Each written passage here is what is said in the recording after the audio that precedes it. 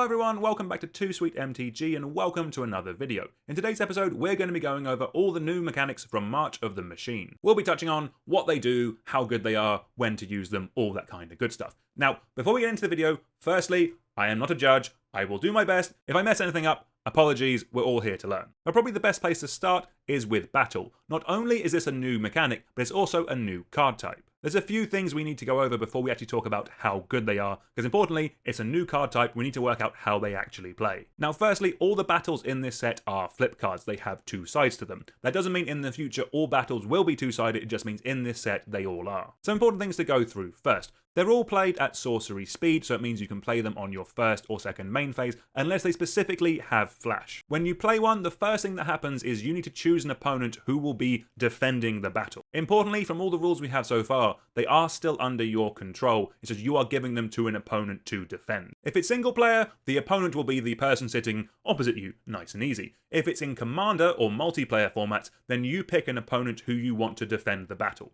We'll get on to why that is important in a moment, but all battles have an effect when they come into play. So we'll use Invasion of Mercadia here as an example. When this comes into play, you discard a card and draw 2 cards. Most battles enter the battlefield effects are similar to things that we've already seen before. So Invasion of Mercadia is like a rummaging effect that we've seen before. There's some ramp out there, there's some interaction, there's some making big creatures, there's some cool stuff. Battles also importantly enter the battlefield with a number of defense counters on them equal to the number in the bottom right hand corner. That is the defense number of a battle. So with Invasion of Mercadia, its defense number is 4. This is the amount of damage that you need to do to it in order to get it to flip. I guess to be specific, this is actually transform, not flipping. So that is important, it is transform. The most common way to get those counters down to 0 is to attack it with a creature, or to deal it damage from something like a burn spell. The way you'll kind of be attacking it is similar to like an opponent's planeswalker. If an opponent is defending a battle that you control, you can swing at it with some creatures, your opponent can block it how they want, and then any damage that goes through to the battle will go through to the battle, and the appropriate amount of counters will be taken off. So when you're attacking, if you attack Invasion of Mercadia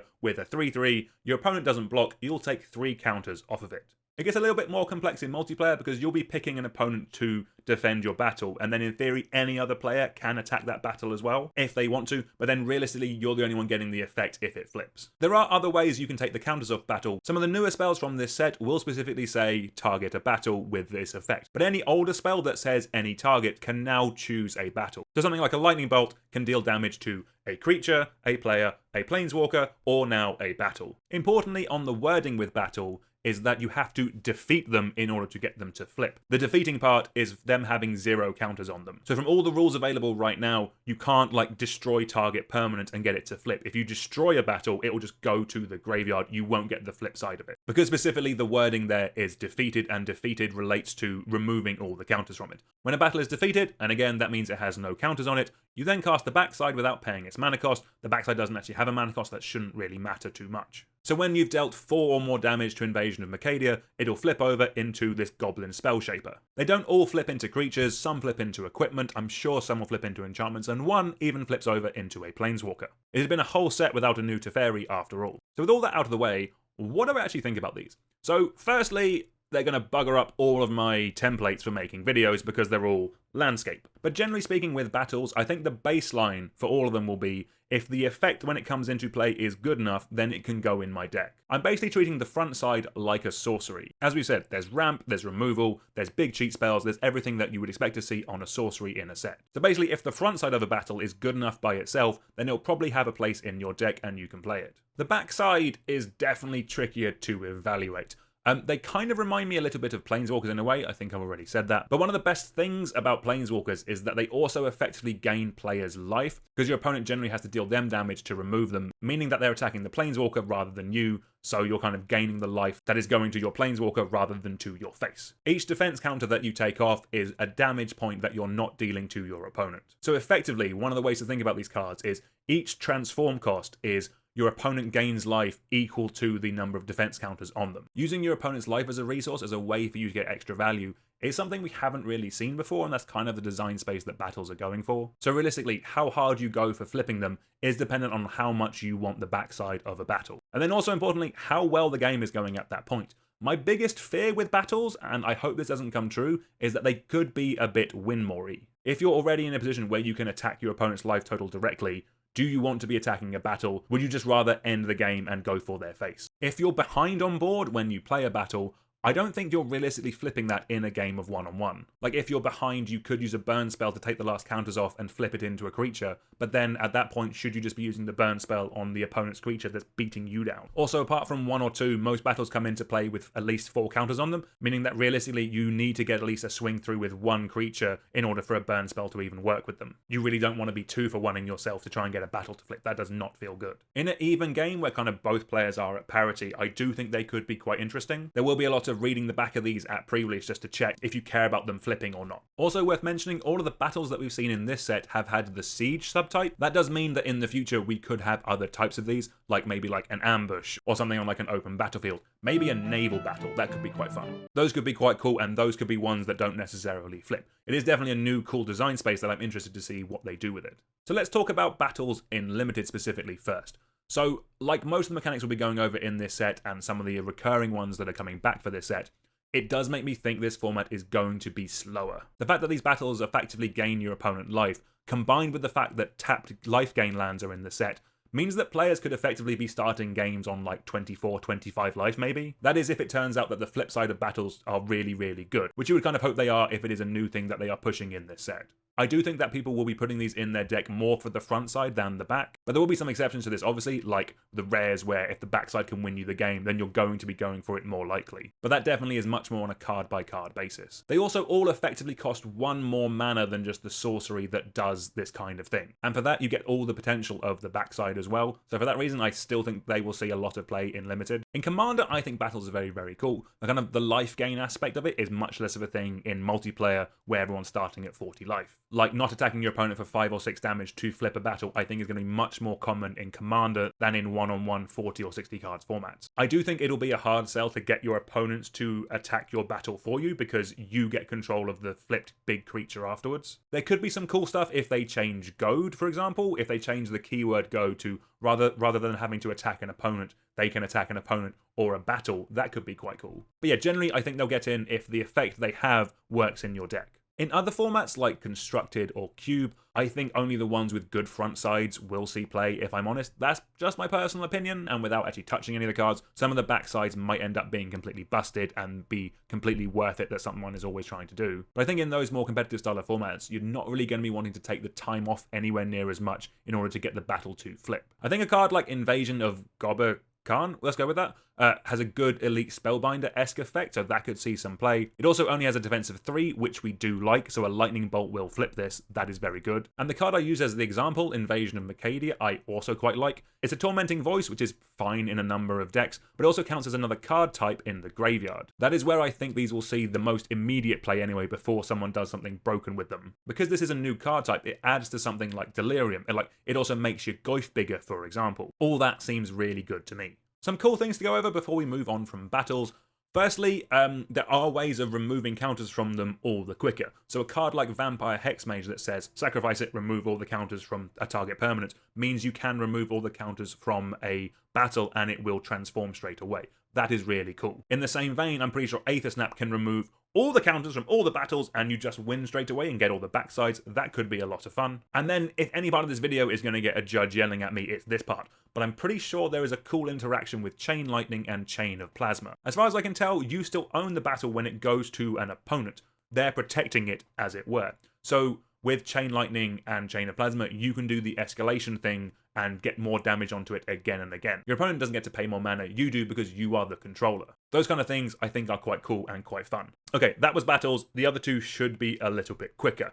The next new mechanic is Incubate. I actually quite like this one. I think this is quite cool. Basically, how it works is when you are told to incubate X, you create an artifact token with +1/+1 counters on it equal to that X value. Then at any point, you can pay 2 generic mana to transform this creature into a 0/0 Phyrexian token. Its power and toughness is basically defined by the +1/+1 counters that are put on it when you incubate. It's kind of like a cross between a clue token in that you are paying 2 generic mana to transform the card and get some value from it. In this example, you're getting a creature rather than drawing a card, and then combined with something like a mass where you're kind of making an XX token. We are getting a lot of things that make artifact tokens recently, and this is another one. So we've had like blood, we've had clues, we've had food, we've had power stone, we've had treasure. I really like things that make artifact tokens. There's just a ton of cool things that you can do with them. And the fact that this is the first one that can kill your opponent is very nice. In terms of limited, I think these will be pretty solid. They're another way of getting additional value out of things, basically. In the same way we've had like blood and power stones in recent sets.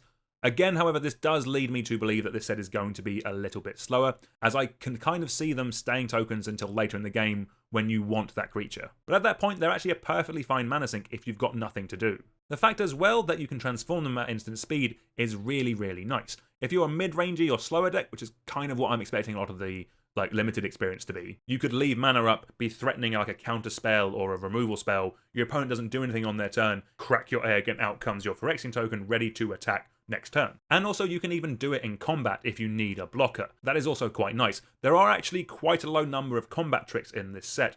I'm guessing primarily because of these incubate tokens, because they themselves are kind of like a combat trick. Yes, an on-board combat trick, but you know what I mean. As we kind of saw with Power Stones, they do add up over the course of the game, and because these are creatures, it's kind of leading me to believe that board states are going to get pretty wide. I mean, it does kind of make sense if they're actually expecting you to flip battle. Having more creatures just naturally be around is going to be a good thing for that. In Commander, I like that these are in a lot of colours. There's the new Brimaz, which will probably see a dedicated white-black incubate deck. That could be fun. And the fact they flip into specifically Phyrexians means that they can go in any tribal deck that's kind of supporting a Phyrexian theme. And then in general, just because they're artifacts, they can go into like artifact good stuff decks. Like I could see a Breya deck running some of these cards. Basically, if you're running a Marionette Master in your deck, then I think you will love these. In other formats, I do think they could be a little slow in terms of like a beatdown strategy. I think if they get into other decks, it's because you are wanting that artifact token. That's kind of what you're caring about. Like maybe in Standard, kind of the Oni Cult Anvil style of deck is kind of where I'm thinking a lot of these will find some play. You can use these as your artifact sack fodder, and then at some point you can pay to and use it as a creature to actually go ahead and win you a game. Our third new mechanic for the set is backup. And this very much feels like a mechanic with Arena in mind. So when you play a creature that has backup, you put a +1/+1 counter onto a creature equal to the backup number. If you choose the creature with backup itself, cool, it just buffs itself up. We do like that. Because at its base level, it just comes in with a counter on it. So for example, on an empty board, an Enduring Bond Warden is a 1/2. If you have another creature in play, you can put the counter of the backup number onto that creature. So with Enduring Bond Warden, it could come in, you could put the counter on something else. That is quite cool. If you do that, it gets the abilities underneath the backup ability on the card. Importantly, until end of turn. This is the bit where on Arena I think it'll make much more sense, because basically they'll just take the text box of the card with backup and move it onto the card that you have chosen. In paper, you're going to have to remember it until end of turn. Importantly, backup specifically says the text below the backup ability, not above it. So if you had a creature that had the word flying and then the word backup and then vigilance or something like that, the creature you chose would get the vigilance part, not the flying part. Fortunately, in this set, from what I have seen, backup is always at the top, so that is a plus. It's kind of a little bit like Kicker, but the kicker cost is that you have to have another creature in play. And as a mechanic, I do think it's strong. I do actually like it. Ideally, to get the most value out of it, you're buffing up a creature that's already in play and getting the effect straight away. At a base level, you could be giving your creature something like Trample or some other bit of evasion. But when you get up to Rare and Mythic, you get some much cooler effects from this. In terms of how I think this will play in Limited, again, it's making me think the format's going to be a little bit on the slower end. Primarily because to get the most out of this mechanic, you want to have another creature in play. You want to have a little bit of a board state already. So you can put the counter on that creature, it buffs it, it can already attack. That is quite good. But then because the baseline is it just puts the counter on itself, meaning you can play it onto an empty board, means that all these cards are just going to be playable. They won't ever be dead as a top deck. That is quite nice. And like Kicker, it making cards be good early game and being good late game is always going to be a good thing. In Commander, I could expect these to see a lot of play. At a minimum, I think they'll see play in decks that care about the +1/+1 counter synergy, because again, these come in and naturally put counters onto things. There are plenty of decks that just naturally want to be doing that. We do also have the support commander in Naya, which is also leaning into the +1/+1 counter synergy, which I think makes the most sense in terms of where these cards will actually lie. If I'm honest, I'm not sure how these will do in other formats. If you're wanting that +1/+1 counter style of synergy, then I think they could see play. They could always just be a big dumb creature that smashes its way into a format or two. The most interesting one to me is Voldaren Thrillseeker. I've seen a couple of people talking about online of maybe Hammer Time wants to splash red and use this as a 3-mana 3/3. They can also fling the Hammer Wielder at someone once it's got through for some damage. That, I think, could be pretty cool. Right, so those are new mechanics from March of the Machine. Let me know down in the comments which one of them you're most excited for. I'm really looking forward to trying these out at pre-release and giving them a go and see how they actually work. I do think they're pretty cool, and I'm actually genuinely excited to see how battle plays out. I hope it is cool. It does seem like a ton of fun. But until next time, please like, share, and subscribe, all that good stuff, and I'll see you soon. Goodbye.